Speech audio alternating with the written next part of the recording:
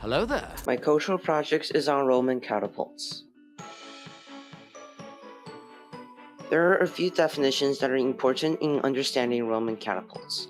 Siege engines are a military device used to penetrate castle walls, usually referring to mangonels, ballistas, onagers, battle rams, and trebuchets. Catapults are a military machine worked by a lever and ropes for hurling large stones. Torsion is a form of simple mechanics or tension caused by twisting material, resulting in production of potential energy, in this case through the use of ropes. Put simply, a ballista is a large crossbow for firing a spear. Meanwhile, onager is a classical example that comes to mind from catapult. An onager is a heavy catapult used in ancient and medieval times that mainly throw rocks as projectiles. The Roman ballista was crucial to the initiation of the Roman Empire. The exact creator of the ballista is unknown, but it was considered to be designed for Dionysius of Syracuse, a tyrant from ancient Greece around 400 BC. The design seemed to take inspiration from the oxybolus and the gastrophides, the predecessors of the crossbow. After Rome conquered Greece, it took the technology from its own army.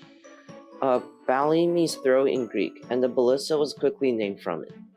Under Philip II of Macedon and his son Alexander, ballistas began to develop and gain recognition as an efficient siege engine through help from specialized engineers.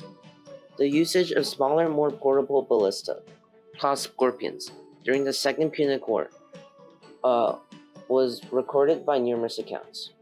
The ballista resembles the shape of a crossbow and is used for throwing missiles at very long distances.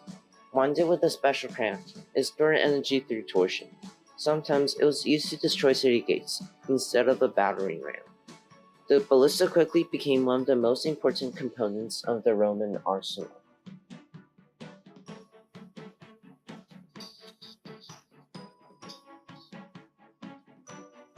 The Roman ballista consisted mainly of wood. All the brown parts are most likely wood. So as stated before, torsion is used to create strength and energy to fire the projectiles. The purple arrows show where torsion is being created. The projectile is most likely a large arrow, stone, or sharp spear. In this illustration is a stone. So these are the parts of a Roman ballista. That's the ladder, pedestal, basis and anti-basis, winch lever, winch wheel, arm, and frame. So the key controllers of a ballista are the shooters and normal soldiers. The shooter aims the ballista and the normal soldiers carry out the manual labor and shift the ballista to its position. Soldiers who operate the ballista are called ballistarius. Important uses in war. The Roman ballista was crucial to the success of Caesar's campaign in Gaul. Because the ballista was still a novel instrument at the time of the first invasion of Britain, the Romans used mainly intimidation and its novel mechanics to disrupt native Britain defense. The Romans attempted to bore through the beach, but were obstructed by javelins thrown from native Britons. Only after the introduction of ballista did the Romans manage to repel enemy forces. In Gaul, the stronghold of Alesia was under Roman siege in 52 BC and surrounded by Roman fortifications. As was standard siege technique at the time, ballistas were placed up in the tower with other soldiers armed with either bows or slings. It was the last major engagement between Gauls and Romans, and is considered one of Caesar's greatest military achievements and a classic example of siege warfare and investment. The Roman army built dual lines of fortifications, an inner wall to keep the besieged Gauls in, and an outer wall to keep the Gallic relief forces out. The onager.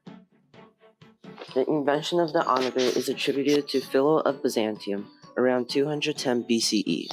It is worth adding that Philo also invented the first thermometer. The design was also mentioned by the mechanic Ammianus Marcellinus in 353 CE. The onager derived its name from the kicking action of the machine that threw stones into the air, as did the hooves of the wild ass, the onager, which was native to the eastern part of the empire. Onos means ass and agrios means wild. Combined, it means wild ass or donkey. The onager was named after donkey asses. The onager is often confused with the mangonel, which is a similar looking device that uses manpower instead of torsion. It is said the onager requires 8 people to operate. The accuracy of the catapults is amazing, and the throw-out stone weighing 30 kilograms can fly up to 1,100 meters. Artillerymen were distinguished by excellent sight and accuracy. They were especially trained in archery, ballistic, and finally catapults. Onagers are often used to throw away human excrements and the head of dead prisoners, which would cause a plague in the besieged city and reduce the morale of the defenders. Some onagers had special containers that could fire special projectiles. However, it had limited direct casualties and was used as a tactic of intimidation. So this is an illustration of the onager. So the thing inside the sling is probably a large rock, the body, or a lot of rocks as a projectile. Torsion is used to create strength for energy to fire projectiles just like the ballista. The purple arrows show where torsion is being created.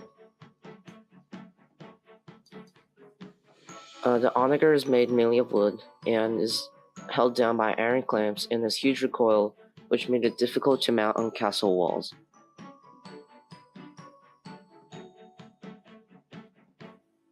Okay, important uses in war. The Battle of Adrianople on 9 August 378 was also known as Battle of Hadrianopolis, which was fought between an Eastern Roman army led by Eastern Roman Emperor Valens and Gothic rebels in the vicinity of Adrianople. It ended with an overwhelming victory for the Goths and the death of Emperor Valens. The battle is often considered the start of the process which led to the fall of the Western Roman Empire in 5th century. The onager's use became extinct near the end of the Middle Ages, but led to the introduction of the mangonel. Thank you for watching.